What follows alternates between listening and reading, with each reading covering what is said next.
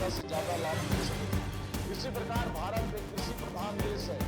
कृषि यंत्रों में चाहे वो ट्रैक्टर हो, चाहे हार्वेस्टर हो, चाहे वो रोटावेटर हो, चाहे अन्य कृषि सामग्री हो, उनको जो है 18%, 10% से सीधे 5% मिलाया गया है।